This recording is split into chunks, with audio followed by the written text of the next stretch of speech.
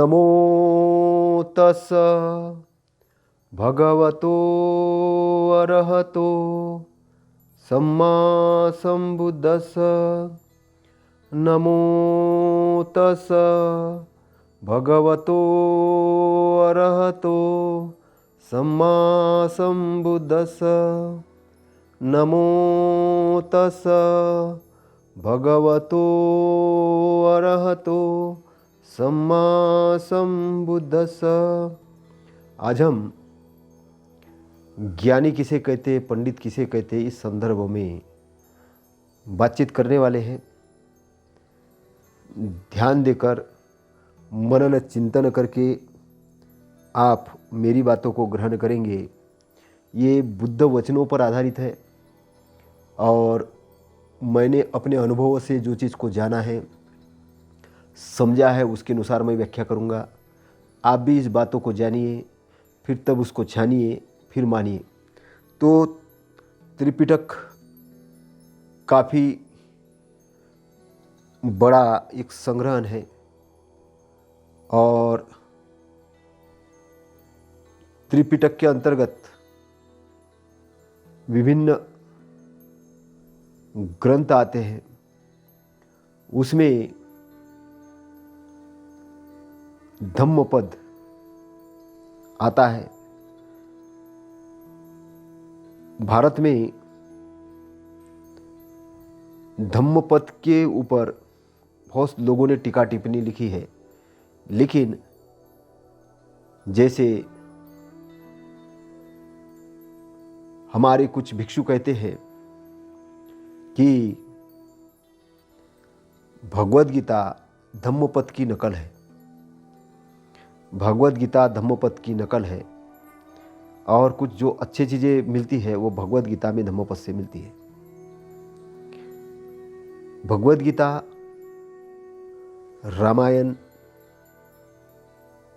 महाभारत ये भारत के महाकाव्य है जिसकी रात दिन चर्चा होती है। महाकाव्य का मतलब होता है कहानी, काव्य का मतलब कहानी होता है, कहानी का मतलब होता है कविताएं। और कविताएं, कहानी किसी जानकार व्यक्ति के माध्यम से लिखी जाती है और कहानी, कविता के अंदर एक संदेश होता है। उस संदेश को देना होता है उनको पब्लिक के बीच। तो पब्लिक के बीच उस कहानी के माध्यम से, उस कथा के माध्यम से पात्रों की रचना की जाती है तत्कालीन परिस्थिति, समय के अनुसार में, और उन पात्रों को बताया जाता है। आजकल भी जैसे नाटक होते हैं, बहुत सारे पिक्चर आती है, कहानी आती है, उसी प्रकार से त्रिपिटक में भी जो जातक कथा है, कथाओं का एक रूप संग्रहण।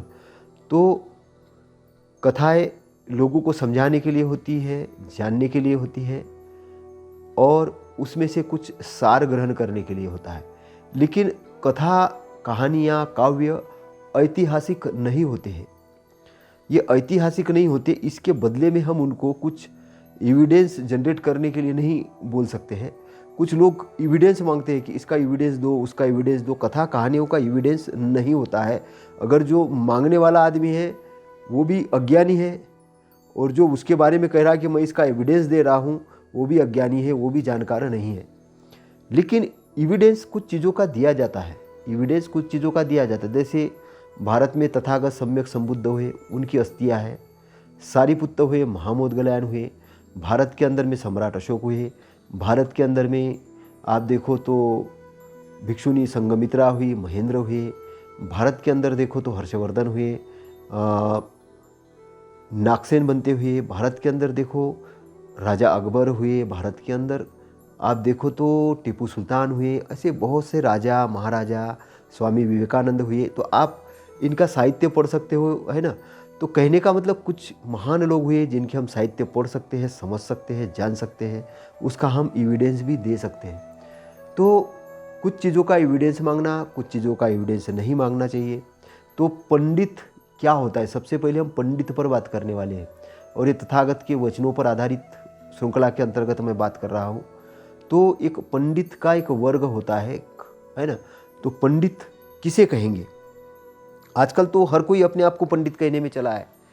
किसको संस्कृत के 2-4 श्लोक आएंगे, बोले मैं पंडित हूँ, किसी ने कोई उपाधि ले ली, बोले मैं पंडित हूँ। पंडित का वास्तविक अर्थ क्या होता है ये जानने के लिए आज का हम बातचीत आपके साथ कर रहे हैं।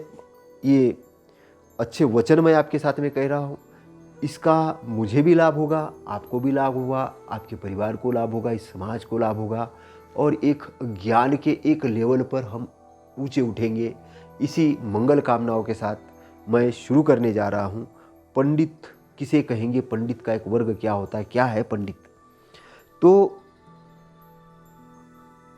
जो एक आदमी, जो एक इंसान अपना दोष दिखाने वाले को, अपना दोष दिखाने वाले को छिपी हुई जमीन के अंदर में, ध्यान देना, छिपी हुई जमीन के अंदर में हीरे जवाहरात छुपे हो वैसा समझे। छिपी हुई जमीन के अंदर में हीरे जवाहरात, जो भी सोना छुपा हो, है ना, और कोई वैज्ञानिक आए और वो दिखाए कि यहाँ पर सोना है, यहाँ पर चांदी है, यहाँ पर हीरे है, यहाँ पर पेट्रोल है, यहाँ पे अलग अलग प्रकार के बहुमूल्य धातु है, अगर वो बताए तो वो जिनकी ज़मीन है, जिस राष्ट्र की ज़मीन है, जिस देश की ज़मीन है, जिस लोगों की ज़मीन है, जिसके ऊपर हक है, अधिकार है जिनका, वो मालामाल हो जाएंगे, है ना। तो जो इंसान, जो आदमी अपना दोष दिखाने वाले को छिपे हुए धन दिखाने के वाले की तरह समझे, है ना, छिपे हुए धन दिखाने वाले तरह की उसको वैज्ञानिक समझे कि ये इसने मेरा एक अच्छाई का दोष। अब दोष दिखाने वाला कौन होगा? वो ज्ञानी होगा, है ना। दोष दिखाने वाला क्यों दोष दिखा रहा? क्योंकि आपको अपग्रेडेशन करना चाहता, आपको आगे बढ़ाना चाहता, इसलिए बता रहा है ना।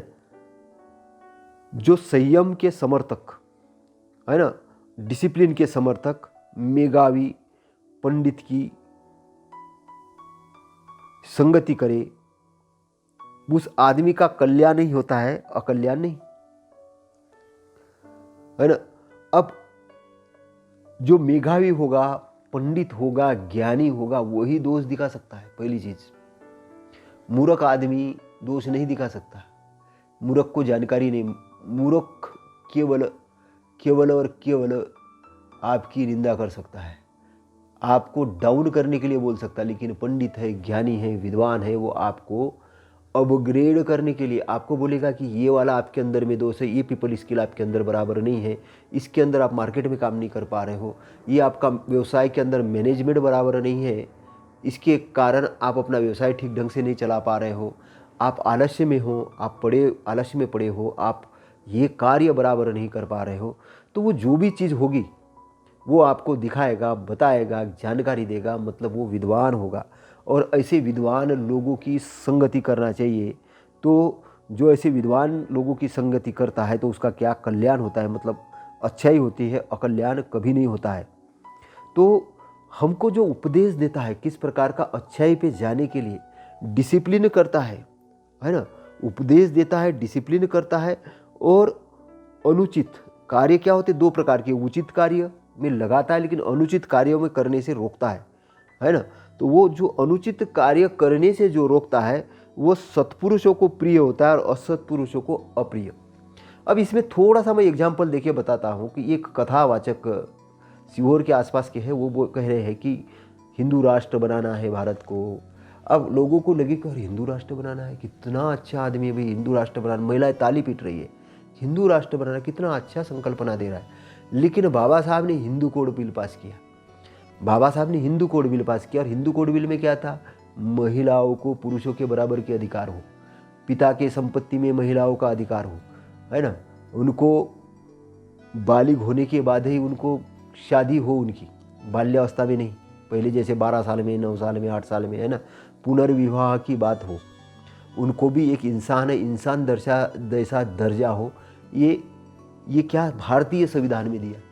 अगर भारतीय संविधान लागू नहीं होता तो ये जो महिलाएं थी, जो अनपढ़ रहती, गंवार रहती, तो हिंदू राष्ट्र क्या बनेगा? हिंदू राष्ट्र बनने का मतलब है अनपढ़ बनाना, गंवार बनाना। अब महिला ताली पीट रही है, वो सोच रही कि हिंदू राष्ट्र बनेगा और हम महान बनेंगे, संविधान को हटाना है, उनको क्या पता। तो अनपढ़ लोग, गवार लोग अच्छाई का समर्थन, बुराई का समर्थन करते हैं और अच्छाई की निंदा करते हैं। तो यहाँ पर कहा गया है कि जो उपदेश दे, लेकिन कैसा उपदेश दे? सही उपदेश दे, डिसिप्लिन करे, अनुशासन करे, है ना, और अनुचित कार्य से रोके, तो वो सत्पुरुष, जो सत्पुरुष होगा, तो उसको प्रिय लगेगा वो, लेकिन असत्पुरुषों को अप्रिय लगेगा। क्योंकि असत्पुरुष किसका समर्थक होगा? वो वर्ण व्यवस्था का समर्थक होगा, वह जाति व्यवस्था का समर्थक होगा। जैसे कि अभी देख रहे हैं कि असत्पुरुष क्या कर रहे हैं? चोरी करने का काम करते धर्म के नाम पर। जहाँ बुद्ध की स्टेचू है उसमें सिंदूर लगा देते हैं, कभी कोई देखते हो तो उसमें साड़ी पहना देते हैं और बोलते हैं देवी है ना। कहीं ऐसे मंदिरों का परिवर्तन कर दिया, विहारों का परिवर्तन कर दिया, तो ये साहित्य में परिवर्तन कर देते हैं, बुद्ध के वचनों को तोड़ मरोड़ कर देते हैं और बोलते हैं कि ये बुद्ध के वचन है, कुछ भी मिसप्रिंट गाइडेंस कर देते हैं, है ना। कोई बोले विष्णु का ये अवतार है, तथागत ने तो कभी कहा नहीं अपने को विष्णु। तो अभी ये अनुचित कार्य कर रहे हैं, अनुचित वचन बोल रहे हैं, नॉन एविडेंस वचन बोल रहे हैं। तो इस प्रकार के जो असत पुरुष होते हैं, जो गलत लोग होते हैं, वो सत्य की निंदा करेंगे, असत्य का समर्थन करेंगे। तो समझने वाली बात है कि सत्पुरुष और असत्य पुरुष में अंतर समझना है ना। तो ये बहुत इम्पोर्टेंट है। तो न दुष्ट मित्रों की संगति करे, न अधम पुरुषों की संगति करे। तो इसमें ध्यान देने, दुष्ट मित्र कौन होता है आपका? वो बोलेगा मैं तो वर्ण व्यवस्था में सबसे बड़ा हूँ, तुम वर्ण व्यवस्था में नीचे हो, तुम इस जाति के हो, मैं उस जाति का हूँ। भेद पैदा करने का ये करेगा। वो वेश्यागमन, बलात्कार, चोरी, इसको अच्छा ठहराएगा, वो किसी को पीड़ा देने को अच्छा ठहराएगा। ये क्या है? ये दुष्ट आदमी है। ये मित्र के रूप में आपके पास आता है, लेकिन आपको बुरे कर्म करने के लिए प्रेषित करता है, आपको बुरे कर्म के लिए प्रेरित करता है। तो इस प्रकार से मित्र बन के भी आने वाले दुष्ट की संगति नहीं करे, नहीं तो वो आपको कहीं ना कहीं खड्डे में ले जाने वाला है, इतना पक्का पता कर लीजिए, है ना। तो दुष्ट मित्रों की संगति नहीं करे। न अधम पुरुषों की संगति, का अधम मतलब जो गिरे हुए हैं, है ना। ये कैटेगरी जन्म से कुछ नहीं है, इसका कर्म से लेना देना है, सबसे पहले ध्यान रखना। नहीं तो आदमी जन्म पर जाएगा, ये कौन सी जन्म में आया, किस में आया, क्या नहीं, कर्म से लेना देना है। वो कर्म क्या करता है ना, वो अधम पुरुषों की संगति न करे, अच्छे मित्रों की संगति करे, उत्तम पुरुषों की संगति करे। संगति एसोसिएशन बहुत बड़ा काम करता है। क्योंकि क्या होता है कि हम किसी गलत आदमी को बहुत लंबे समय तक बात करते हैं फ़ोन पे, हेलो तुम क्या कर रहे हो, वो कुछ उल्टे सीधा बकबक कर रहा है, वो गाली दे रहा है, तुम भी गाली दे रहे हो, तो तुम भी अधमता में गिर जाते हो, है ना। असत पुरुषों से अगर कहीं हाय हेलो करना है तो फॉर्मेलिटी निभाओ, हाय हेलो करो, लेकिन लंबा वार्तालाप मत करो। आप देख लो, उसका चेकआउट करो, उसको ये करो कि ये बात करने लायक नहीं है, मत करो उसके साथ लंबा डिस्कशन। उसको किसी सभा में जाने दो, किसी कार्यक्रम में जाने दो, उसका पहले ब्रेन वॉश होने दो, उसको ठीक लाइन पे आने दो, उसके बाद उससे बात करना। लंबे समय तक डिस्कशन करोगे, अपना टाइम बर्बाद करोगे, है ना। तो कहने का मतलब ये है कि दुष्ट मित्रों की संगति न करे, अधम पुरुषों की संगति न करे, अच्छे मित्रों की संगति करे, उत्तम पुरुषों की संगति करे, उत्तम पुरुषों की। अच्छे मित्र ढूंढो, अच्छे लोगों के एसोसिएशन में रहो। आपके पास एक लिमिटेड टाइम है, एक दिन में आप 8, 10, 12 घंटे काम करते हो, तो आप अच्छे लोगों से संगत में रहो, अच्छे लोगों को मित्र बनाओ। आप घर में टीवी भी देखते हो तो टीवी के अंदर में जो ज्ञानवर्धक सीरियल है वही देखो, किताबें अच्छी वाली पढ़ो, है ना। पेपरों के अंदर में जो न्यूज़ आती है उस न्यूज़ को, अच्छी वाली न्यूज़ पढ़ो। बाकी ज्योतिष्य शास्त्र है, अंधविश्वासी है, डराने धमकाने वाली कहानियाँ हैं, कुछ भी अनपढ़ गवार बनाने वाले लेखकों की कहानियाँ हैं, कथा है, फालतू की चीज़ें हैं, उसको मत पढ़ो। पढ़ो भी तो जागृत अवस्था में पढ़ो और देखो कि ये मूर्ख आदमी ने लिखा है, कोई ज्ञान की बातें नहीं लिखी है, उसको साइड में करो, अच्छी चीज़ों को ग्रहण करो। संगति करने का यहाँ मतलब है ग्रहण करना, उसको अपने पास में रखना, उसको पास में रखने, उसको हीरे जवाहरात जैसे समझना, अच्छे विचारों को, अच्छे थॉट को, अच्छे पिक्चराइज को, अच्छी चीज़ों पर मनन करना। अच्छी चीज़ों का आप मनन करेंगे, बुरी चीज़ें ऑटोमेटिक ढीली हो जाएगी और समाप्त हो जाएगी। क्या होता है कि हम बुराई पर ज़्यादा फोकस करते हैं, अच्छाई पर फोकस करना बंद कर देते हैं। हमारा जो फोकसिंग लेवल है, दृष्टिकोण है, आंतरिक दृष्टिकोण है, ये सम्यक नहीं होता है, रॉन्ग होता है, मिथ्या होता है। जब मिथ्या होता है तो हम थॉट प्रोसेस से गलत चीज़ का आकलन करना शुरू कर देते, फिर गलत लोगों की बातें हमको अच्छे लगने लगती है, फिर गलत लोगों की संगति अच्छी लगने, इस प्रकार का एक चक्र शुरू हो जाता है और हम लोग गलत लाइन में चले जाते हैं। हमारा जन्म काय के लिए हुआ था? अच्छाई के लिए, है ना। समझना मतलब आपको मैं क्या कहना चाह रहा हूँ। तो संगति का एक बहुत बड़ा, है ना, बड़ा महत्व है। तो धम्म रस का पान करने वाले, धम्म रस का पान मतलब धम्म, अच्छी चीज़ों को ग्रहण करने वाले, अच्छी बातों को ग्रहण करने वाले, अच्छे आचरण को ग्रहण करने वाला व्यक्ति क्या होता है, सुखपूर्वक सोता है, सुखपूर्वक सोता है।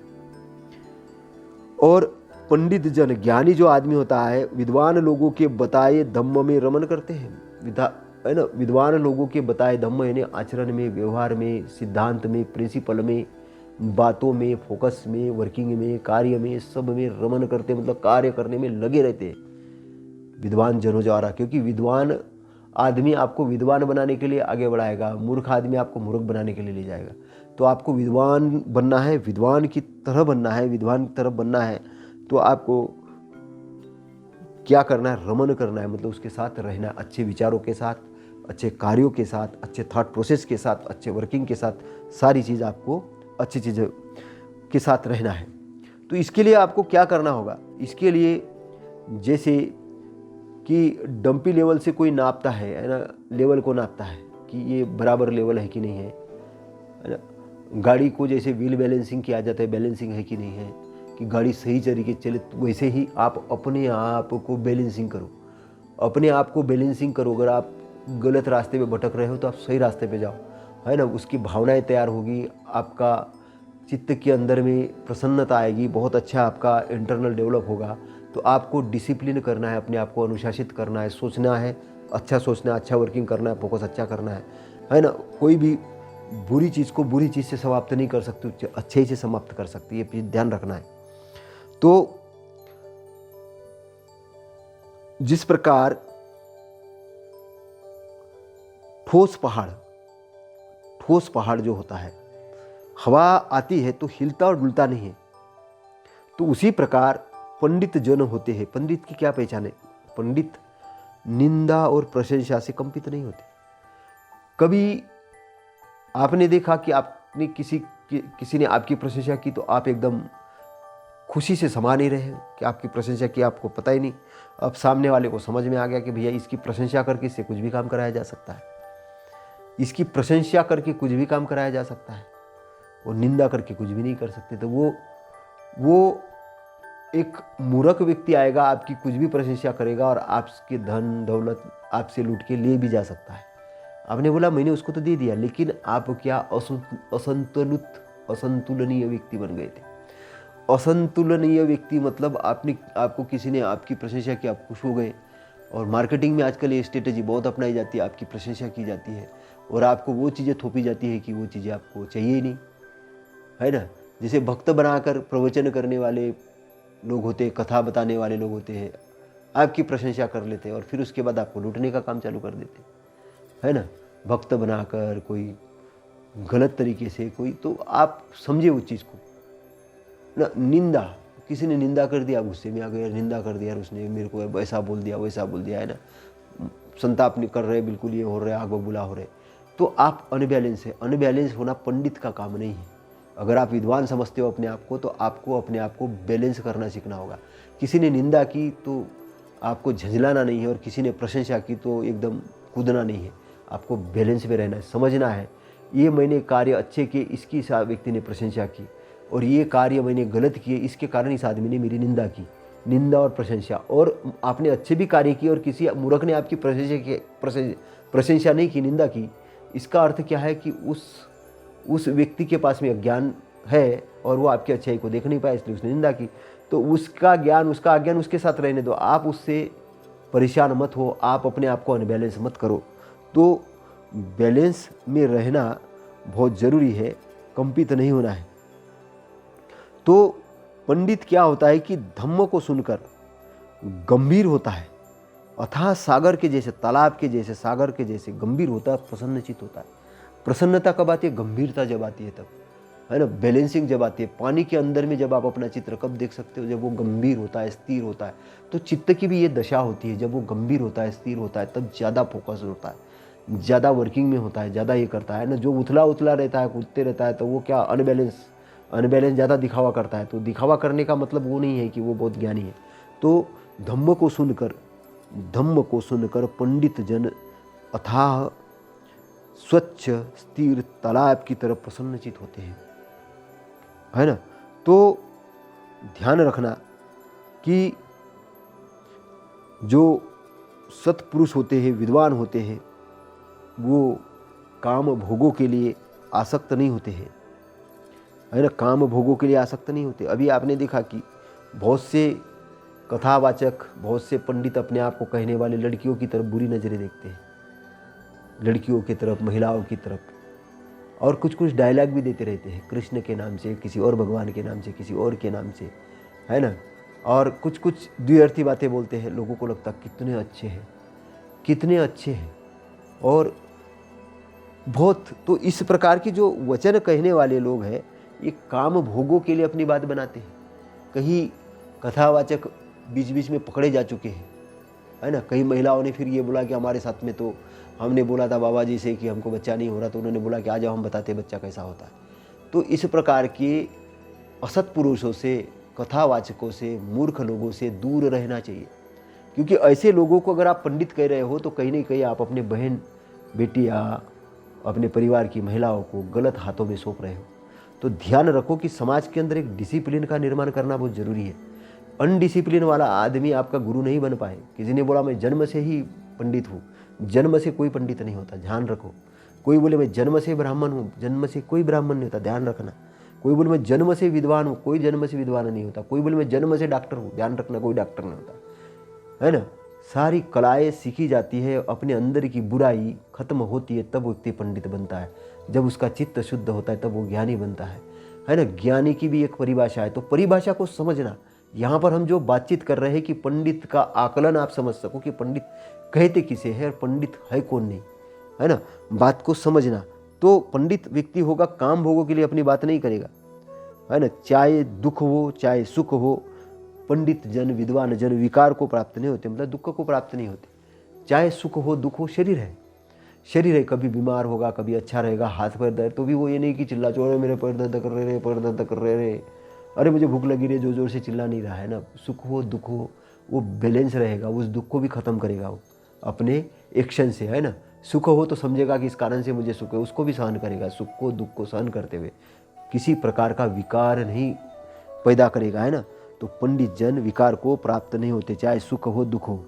और पंडित विद्वान क्या होता है, ना अपने लिए, ना अपने पुत्र के लिए, ना अपने परिवार के लिए अधम्म के रास्ते से, गलत रास्ते से उन्नति नहीं चाहता है। वो क्या चाहता है, सच्चाई के रास्ते से, सदाचार के रास्ते से, नैतिक के रास्ते से, अच्छाई के रास्ते से, प्रज्ञा के रास्ते से, ज्ञान के रास्ते से और धम्म के मार्ग से उन्नति चाहता है, अच्छाई के मार्ग से उन्नति चाहता है। तो ध्यान रखना कि ये भी एक बात है। नहीं तो आजकल क्या है कि किसी ने मन की विद्या जानना शुरू किया तो वो किसी पत्थर के भगवान को अपना कुछ गुरु बना देता है और बोलता है कि ये महाराज हो गया, वो महाराज हो गया, और लोगों को बोलता है कि इसके शरीर में भूत आ रहा है, इसके शरीर में प्रेत आ रहा है, इसके इस मंत्र का ये हो रहा वो हो रहा है। ऐसा हिप्नोटिज्म करके लोगों को लूटने का कारोबार भी अभी भारत के अंदर में चल रहा है। भारत के अंदर नहीं, विदेश के अंदर में भी है। ऐसे कई लोग हैं कि जो यीशु के नाम से, कई लोग हैं कि कोई गलत काम करते हैं, है ना। कई धर्मगुरु होते हैं कि जो नकली धर्मगुरु होते हैं, असली तो होते नहीं। असली धर्मगुरु कभी ऐसा करते नहीं हैं, नकली होते लेकिन चोला पहन लेते हैं।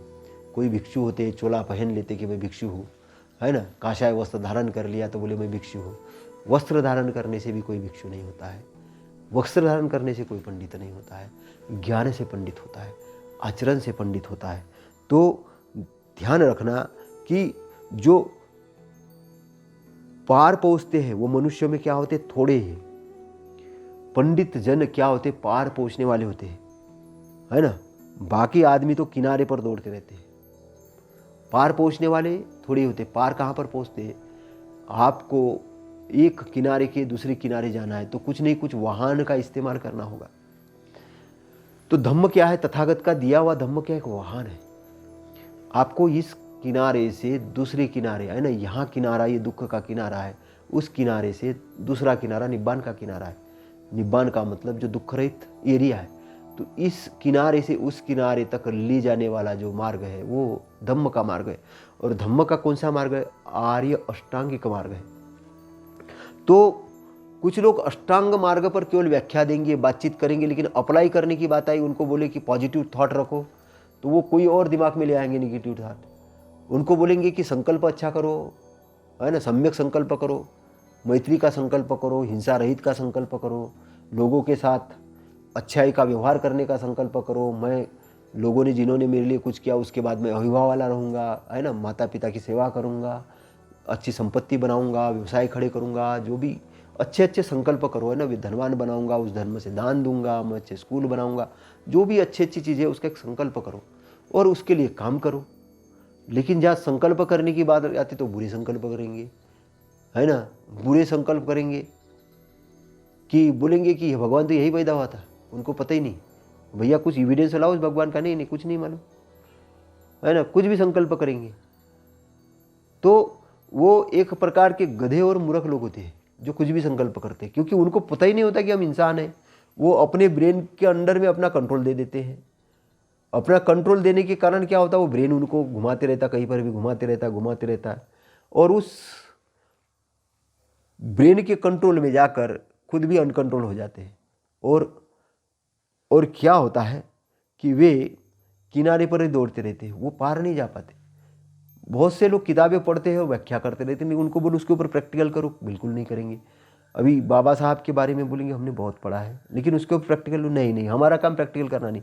हम केवल बताएंगे भैया किसका किताब से पढ़ा, आपने बताया, आपका अनुभव क्या है, कुछ अनुभव नहीं है, तो आप व्याख्या की अव्याख्या करते हो। अभी किसी ने कहा कि वही बाबा साहब का महापरिनिर्वाण हुआ, बाबा साहब का परिनिर्वाण हुआ, महापरिनिर्वाण नहीं, महापरिनिर्वाण तथागत सम्यक संबुद्ध का है। और वो बड़े प्रशिक्षक है, बहुत बड़े प्रशिक्षक। उनका वीडियो टेप मैंने जब सुना तो मैंने कहा कि यार ये कुछ भी बोलते हैं, लोग के कुछ भी व्याख्या करते हैं। तो व्याख्या करने का कारण क्या है, कुछ भी, कि उनके पास जो कहीं से इन्फॉर्मेशन मिली ना उसको चेक करते ना जांचते हैं, अचानक बोल देते हैं। तो अचानक बोलने वाले लोग मतलब क्या है कि निब्बान की व्याख्या कर रहे हैं साहब। निब्बान की व्याख्या कहाँ करोगे आप, कैसे करोगे, बोलो करो। पानी के स्वाद की व्याख्या करो, कैसे करोगे। सुख की व्याख्या करो, कैसे करोगे, नहीं कर सकते। कुछ तथागत भी कुछ उपमाएं देते हैं, तथागत भी कुछ उपमाएं देते हैं कि बोलते निब्बान कैसे शीतल है, चांद जैसा है ना, सुगंध उसकी निराली है ना, वहाँ ना सूरज है ना चांद है, फिर भी वहाँ प्रकाश है। अब वो उपमा देते हैं क्योंकि निब्बान के एरिया को प्राप्त कर चुके हैं, समझ चुके हैं, जान चुके हैं, है ना, निब्बान के एरिया में वो बसते हैं। आज शरीर छोड़ने के बाद में वो निब्बान के एरिया में है, जितनी अर्हत है वो निब्बान के एरिया में है। लेकिन आप उनकी एनर्जी को कैसे फील कर सकोगे, उनकी एनर्जी को क्या फील करोगे आप, जब तक निब्बान के एरिया में नहीं जाओगे आपको थोड़ी पता चलेगा। निब्बान के एरिया, आप मार बंधन के एरिया में घूमते रहोगे तो आपको निब्बान का एरिया पता ही नहीं चलेगा। जन्म और मृत्यु जिस एरिया के अंदर, वो मार बंधन का एरिया है। आप मार बंधन की एरिया की व्याख्या करते रहते हो, वहीं पे अपना स्वर्ग बनाते हो, उसी को नरक बनाते हो, उसी देवी देवता पैदा करते हो, पत्थरों की मूर्तियाँ पैदा करते हो, उसी को धर्म बनाते हो। वो मार के एरिया के अंदर में एक दूसरे का द्वेष करते रहते हो, वर्ण व्यवस्था बनाते हो, जाति व्यवस्था बनाते हो। अरहंत के बारे में तो पता ही नहीं आपको।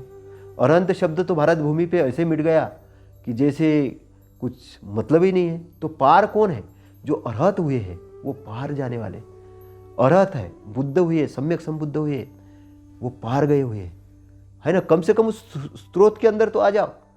किनारे पे लोग दौड़ रहे, बिल्कुल किनारे पे दौड़ रहे और अपने आप को विद्वान बता रहे।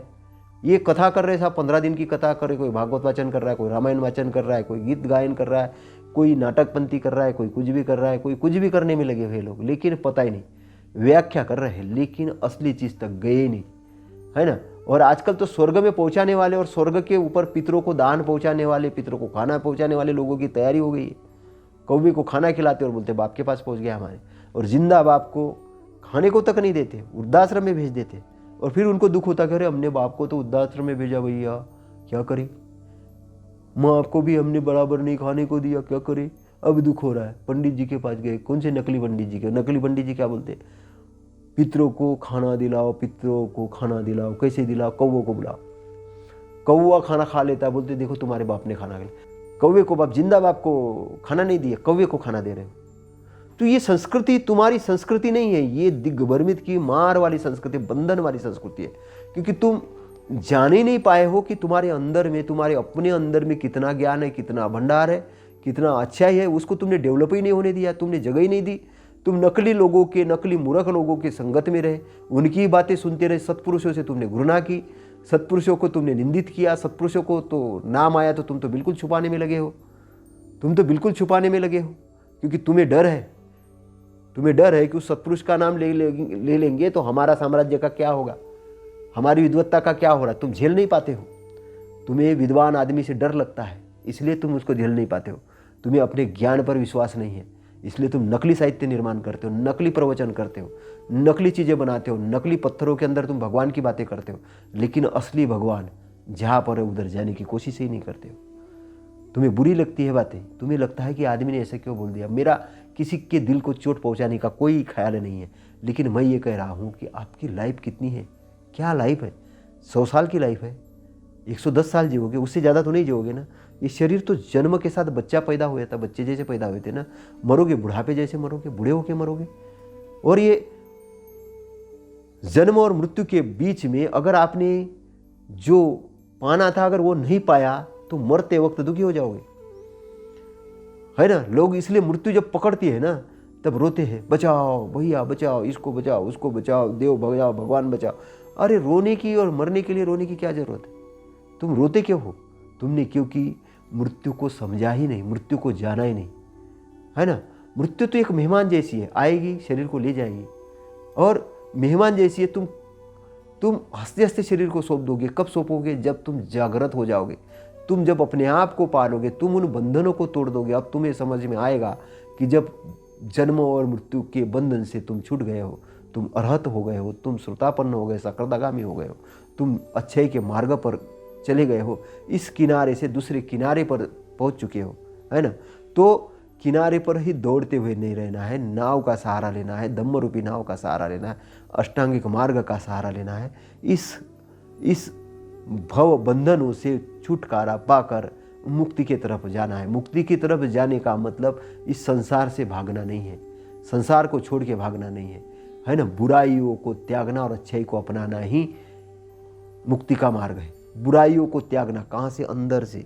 अपनी बुराई को त्यागोगे जब आप भूतकाल और भविष्यकाल से सीधे वर्तमान में आओगे, और वर्तमान से भी आप अकाल के अंदर में आओगे, और अकाल के अंदर से जब आप विद्वत्ता की तरफ जाओगे तब फिर आपको अच्छाई के दर्शन होंगे, तब आपको अच्छाई के दर्शन होंगे। दर्शन दिलाने वाले तो वैसे बहुत लोग हैं।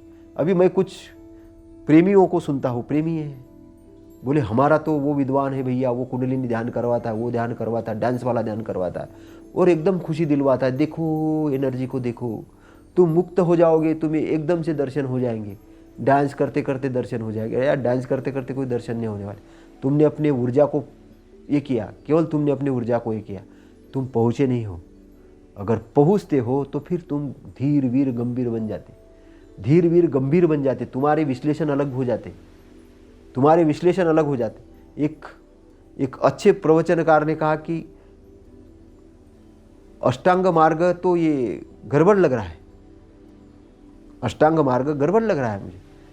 अब उसने धम्मपद को जाना ही नहीं, लेकिन ये धम्मो सनातनों पे जे व्याख्यान दे व्याख्यान दे व्याख्यान दिया, दे व्याख्यान दे व्याख्यान, और पूरी ग्रंथ भर दिए, पूरे के पूरे व्याख्यान दे के बुद्ध के धम्म को ऐसे मटियामेट करने की कोशिश की कि जैसे लगा कि भैया ये बहुत विद्वान आदमी है ना। दौड़ा किनारे पे, गया ही नहीं, लेकिन लोगों को बोला कि मैं बहुत तैर रहा हूँ। कहाँ तैर रहा? डांस कर रहा हूँ, ये कर रहा हूँ, वो कर रहा हूँ। बोले जो मन में आए वो करो, काम भोग की इच्छा है तो खूब करो काम भोग, शराब पीने की इच्छा है तो कुछ भी करो, फिर ध्यान से करो, फिर ऐसे करो। कुछ टेक्निक ठीक है, टेक्निक ठीक है, लेकिन परिपूर्ण नहीं है, सम्यक विधियाँ नहीं है, सम्यक जानकारी नहीं है। एक विद्यार्थी हो, बस विश्लेषण करने वाले, एक थीसिस हो, लेकिन पहुँचे हुए कहीं नहीं हो। लेकिन अपने आप को घोषित मत करो।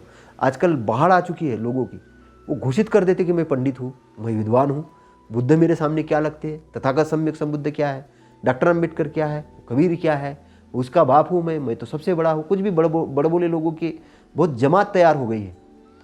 वैसे संविधान क्या है ना, संविधान को बदलना है, कुछ भी बोलने लगते, बकबक ऐसा बकबक करने लगते हैं कि लगता है कि इनको एकदम से साइंटिस्ट ऐसे बन गए कि सारे फार्मूले इनको याद हो गए, सारे फार्मूले याद हो गए। उनको पता नहीं है कि इस धरती को चलाने के लिए जो नैतिक क्रम की ज़रूरत है, नैतिक विद्वान लोगों की ज़रूरत है, कि जो इस धरती पर यूक्रेन और रसिया जैसी युद्ध होने से रोके। वो कौन रोकेगा? ये राजनेताओं के अंदर में ये है क्या कि कोई साधु संत करेंगे? वो विद्वान लोग करेंगे। कौन विद्वान करेंगे? चाहे फिर वो राजनेता हो नहीं भी हो, तुम इस चीज़ को कंट्रोल कर सकते तो ऐसा टीम बनाना पड़ेगा। कोई बोलेगा नहीं नहीं मुझे किसी के सीखने की जरूरत, मैं तो बहुत बड़ा आदमी हूँ, मैं तो राजनेता हूँ, मैं तो ये हूँ, मैं तो इस पोस्ट में अकेला ही कर लूँगा। अकेले का काम नहीं है, संघ का काम है, संघ। इसीलिए समझना, ज्ञान और अज्ञान को समझना, संगठन को समझना, है ना, स्पेशलाइजेशन को समझना, तो जो भली भांति स्पष्ट किए गए धम्म के अनुसार आचरण करते हैं वही मृत्यु गहित दुष्कर संसार सागर को पार करेंगे। कौन पार करेंगे इस संसार सागर को? मृत्यु वाले संसार सागर को, कि जो भली भांति स्पष्ट कर दिए धम्म के अनुसार आचरण करते हैं। धम्म के अनुसार भली प्रकार से है ना, तथागत का जो अष्टांगिक मार्ग है वो भली प्रकार से अष्टांगिक मार्ग है, समझाया गया, उसको आचरण में लाएंगे, समझेंगे, है ना। अभी मैं सोशल वर्करों को देखता हूँ, हम समाज सेवा कर रहे हैं भैया, आजीविका के लिए क्या है, नहीं है आजीविका के लिए क्या है, कुछ नहीं, नौकरी नहीं लगी, समाज सेवा करने लग गए। पढ़ते कौन सी किताब पढ़ी? किताब लेने के लिए पैसे थोड़ी है, तो प्रचार क्या कर रहे हैं? अरे प्रचार क्या, हमारे पास ये पम्पलेट है, बस ये पम्पलेट बांट रहे, तो वो एक संवाहक है। लेकिन विद्वान ऐसे बन जाते, सामने वाले को बोलेंगे बाबा साहब ने कहा था मुझे पढ़े लिखे लोगों ने धोखा दिया, आप चंदा नहीं दे रहे हो तो आप धोखेबाज हो। अरे पता नहीं कि उस आदमी के अंदर मेरी नौकरी पे बेचारा 50,000 रुपये पेमेंट है, उसके घर की किस्त 10-20 हज़ार रुपये गई, वो कुछ भी तो नहीं बोल सकता, डिसिप्लिन में है, नहीं तो सर्विस का कंडक्ट उनके ऊपर लागू हो जाएगा, है ना। कोई स्वतंत्र तो है नहीं, कुछ भी बोलेंगे, वो डिसिप्लिन से बोलेंगे। लेकिन अब एक सामाजिक कार्यकर्ता, हमारे आईएएस को बोलना ही नहीं आता, सब्जेक्ट पे बोलती नहीं है, पता नहीं कि आईएएस कैसे बन गए उन्हीं के सामने। अरे भैया तुम्हें नहीं पता, तुम जितना पता है उतना ही करो, तुम बड़ बड़ापन क्यों दिखाना चाह रहे हो? ऐसा कर करके हमारा जो एक सुपर क्लास वर्ग है आपस में जुड़ा ही नहीं, सामाजिक कार्य में आता ही नहीं, बोलते आते ही नहीं, पैसे ही नहीं देते, हमें घुसने ही नहीं देते। अरे तुम समझो सर, सब चीज को समझो, पीपल स्किल को समझो। तो कुछ लोग विपश्यना सेंटर में जाते, 10 दिन की विपश्यना करके आते, तुमने विपश्यना की? नहीं किया, कोई बात नहीं, तुमने घर में भी तो की होनी, कहीं दूसरी जगह क्यों? नहीं, तुम वहां नहीं गए तो तुम्हें बुद्ध धम्म के बारे में जानकारी नहीं। कैसे जानकारी नहीं भाई, कैसे जानकारी नहीं? तथागत सम्यक संबुद्ध आए, उनको ही बोलेंगे 10 दिन की विपश्यना की क्या गौतम बुद्ध आपने? तथागत सम्यक संबुद्ध नहीं की तो आप सम्यक संबुद्ध नहीं हो।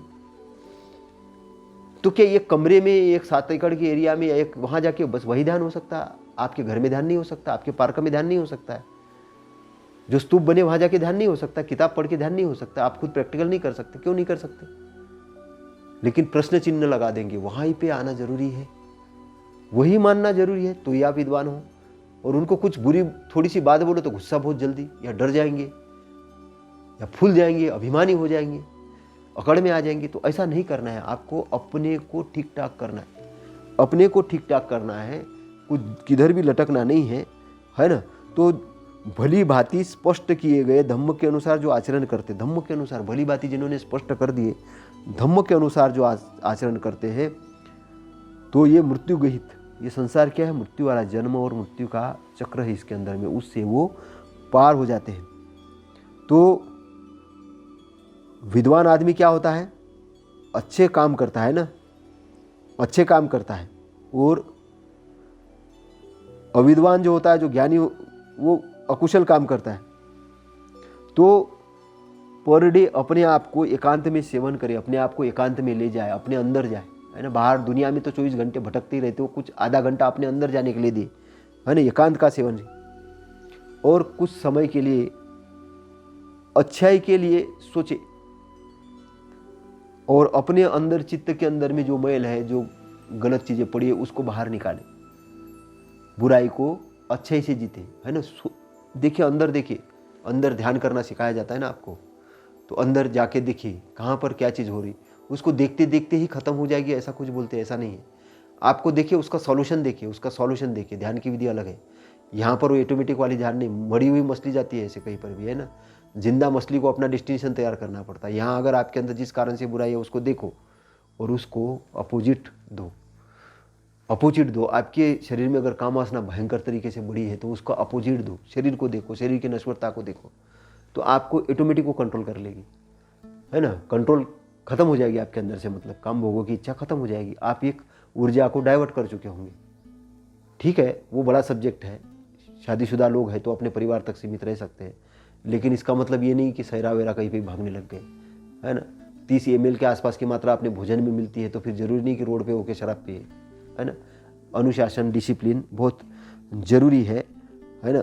तो अपने चित्त के मैल को दूर करे, तो जिनका अंग, आंतरिक अंग जो संबोधि बोधि प्राप्त करने वाले, जो बोधि प्राप्त करने वाले अंग है ना, तो बोधि अंग भी कहा है, उसको बोधि अंग भी कहा गया है। तो यहाँ जो बातें मैं जो बताने जा रहा हूँ कि जिनका चित्त संबोधि अंगों में भली भांति अभ्यस्त है, मतलब संबोधि के अंग जो है उसमें भली भांति है ना, तो ऐसे लोग के चित्त के मैल क्या हो जाते हैं, दूर हो जाते हैं, है ना। ऐसे लोगों के चित्त के मैल दूर हो जाते हैं। तो संबोधि अंग क्या है, सबसे पहले समझना। संबोधि अंग का जो इम्पोर्टेंट पार्ट है वो 7 संबोधि अंग है। पहला स्मृति संबोध अंग। तो स्मृति यानी होश, आपको हर कार्य होश के साथ करना है ना, जानकार होके करना है।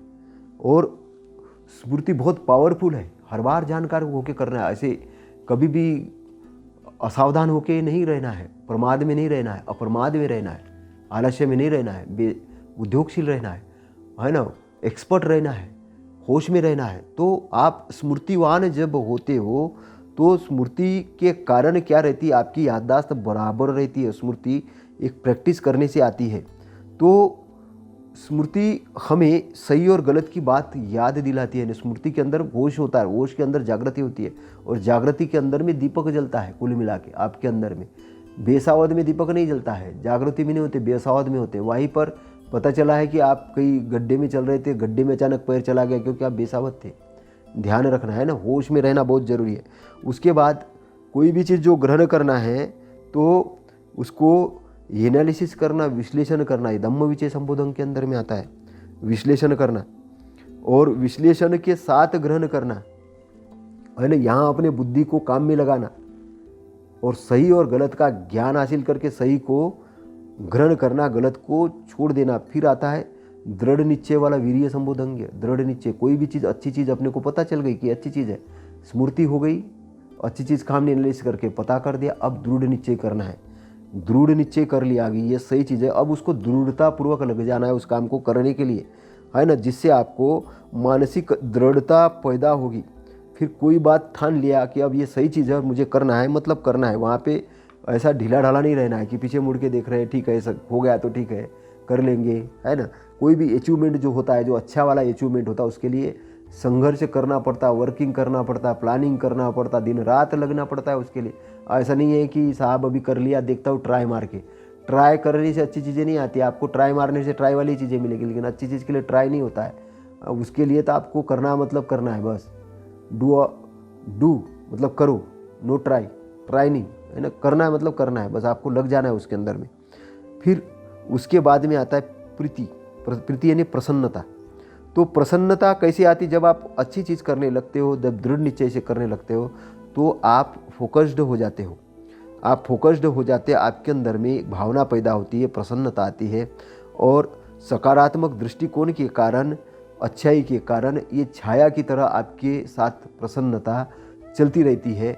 और ये ध्यान की अवस्था में भी आप जाएंगे तो आपको ये प्रसन्नता मिलेगी। आप वर्किंग में भी अगर मग्न हो गए तो वहाँ पर भी आपको प्रसन्नता मिलेगी, वहाँ पर भी आपको प्रसन्नता मिलेगी। जैसे एक बार बाबा साहब किसी थीसिस को लिख रहे थे, तो उनका जो रसोइया था उन्होंने कहा कि बाबा साहब मैं जा रहा हूँ। बाबा साहब ने सुना ही नहीं, बाबा साहब का पूरा ध्यान। दूसरे दिन वो रसोइया घर चला गया, सुबह सुबह आया तो बाबा साहब ने कहा रामू तुम गए नहीं। तो वो रात में जा भी चुका था, सो भी चुका था, और सुबह सुबह आया तो बाबा साहब पूछ रहे रामू तुम रात में इधर ही थे, गए नहीं। कहने का मतलब कि बाबा साहब अपने काम में इतने मग्न थे, इतने मग्न थे, इतने प्रसन्नचित्त थे कि उनको दूसरी चीज़ों का भान भी नहीं था कि रामू क्या बोल रहा है, क्या कह रहा है। तो एक प्रकार की प्रीति, उस काम के प्रति उनकी प्रीति थी, प्रसन्नता थी। और उसके बाद में आती है प्रशब्दी संबोधन। प्रीति युक्त मन के कारण चित्त के अंदर गंभीरता आती है, और गंभीरता आने के कारण क्या होता है कि शांति होती है। वो एक प्रकार की शांति होती है ना, शांति एक अभ्यास की परिपूर्णता होती है। इसमें चित्त प्रसन्न हो जाता है, प्रसन्न हो जाता है, शांत हो जाता है। और ये किस कारण से आती है उसके अंदर, ये काय के ऊपर, शरीर के ऊपर हम ध्यान से काम करते हैं। ध्यान के अंदर भी जाते हैं तो हम पॉजिटिव थॉट देते हैं, पॉजिटिव एनालिसिस करते हैं, पॉजिटिव तर्क देते हैं, सॉल्यूशन वाइज रहते हैं। और जब सारी चीज़ें, सारा कूड़ा कचरा हमारे चित्त से बाहर हो जाता है तो फिर क्या आती है, शांति आती है, फिर गंभीरता आती है, फिर है ना, उसी को शांति कहा है। और शांति आने से क्या होता है कि विद्या पक्षीय जो जो अच्छी अच्छी बातें वो इंटर होना शुरू हो जाती है। और उसके बाद है समाधि। समाधि का मतलब है एकाग्रता, है ना।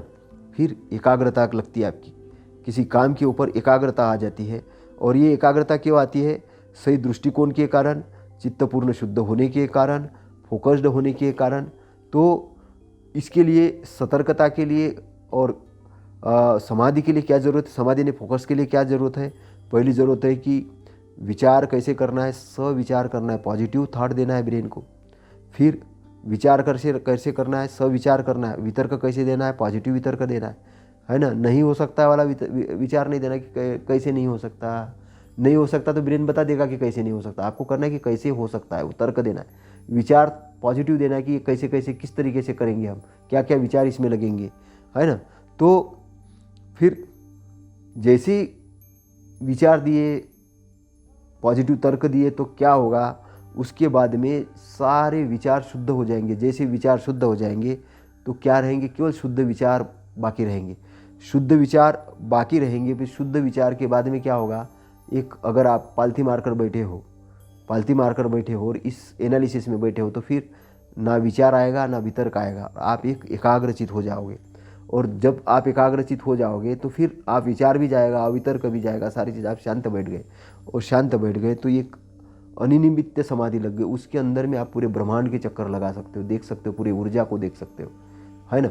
ऊर्जा को देख सकते हो। तो ये क्या हो जाता है, पूर्ण चित्त शुद्ध हो जाता है। चित्त शुद्ध होने के कारण इसमें क्या हो जाता है कि जो आपके अंदर में जो भी बुराई है, जो भी द्वेष है, जो भी जितनी भी गलत दृष्टिकोण है, जितना भी नाना कुविचार है, सब समाधि लगते गायब हो जाएंगे, है ना। जैसे कि एक शुद्ध पत्ते पर पानी नहीं ठहर पाता, उस प्रकार से समाधि लगते ही आपके अंदर के कुविचार बाहर चले जाएंगे। अगर आप इसका अभ्यास करते रहेंगे तो आपका चित्त कभी चंचल नहीं हो सकता, है ना।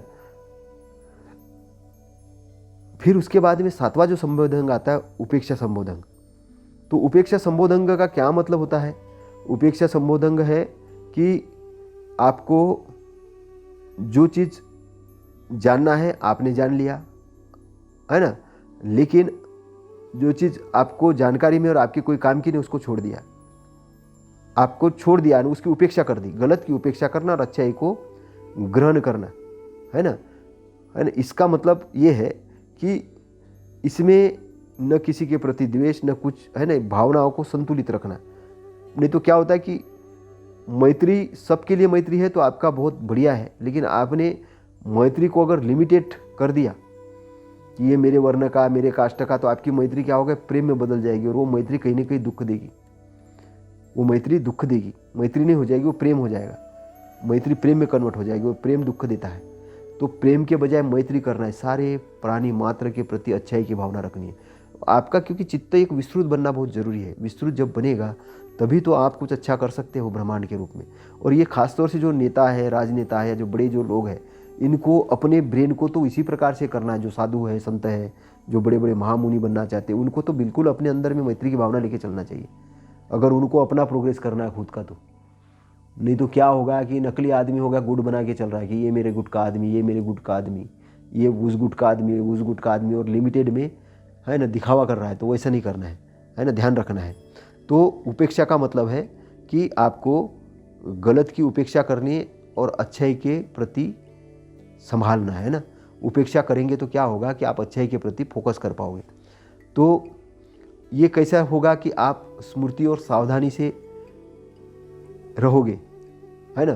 क्या होता है कि मैत्री भी करना है तो कहाँ पर अगर मैत्री करते हैं कि जहाँ कुछ मिल रहा है उसके लिए मैत्री करते, जहाँ कुछ नहीं मिल रहा उसके लिए मैत्री नहीं करते, सबके लिए मैत्री करना है। निष्काम मैत्री बोलते हैं उसको, है ना। निष्काम कर्म। निष्काम कर्म का मतलब क्या है कि बगैर कुछ चाहे कर्म करना। मतलब क्या कि लोगों ने उसकी गलत व्याख्या लगा दी, ऐसा नहीं है। निष्काम कर्म का मतलब है कि अच्छे कर्म का रिजल्ट अगर देर से भी मिल रहा है कोई बात नहीं, लेकिन करते रहना है उसको बोलते निष्काम कर्म। कभी किसी के लिए अगर कुछ अच्छा कर रहे हैं तो ये भावना नहीं कि यार इसने मेरे लिए कुछ अच्छा करना चाहिए तब मैं उसके लिए अच्छा करूंगा, नहीं, वो भावना नहीं। आपको अच्छा करना है, आपको अपना इनिशिएटिव लेना है। नहीं तो लोग क्या बोलते हैं, मेरे लिए जब वो कोई अच्छा करेगा तब मैं उसके लिए अच्छा करूंगा। तो कोई अच्छाई की स्थापना ही नहीं करता है। अच्छाई की शुरुआत ही नहीं हो पाती। तो निष्काम कर्म का मतलब है कि बगैर किसी चाहत के अच्छाई के कार्य करना, इसको निष्काम कर्म कहा गया है ना। नहीं तो फलों की इच्छा नहीं करना भी हो, गीता के अंदर में लोग कुछ कुछ व्याख्या करते हैं, फल की इच्छा नहीं करना, कर्म करते जा, कर्म करने जा, ऐसा वाक्य नहीं है, ऐसी बात नहीं है ना।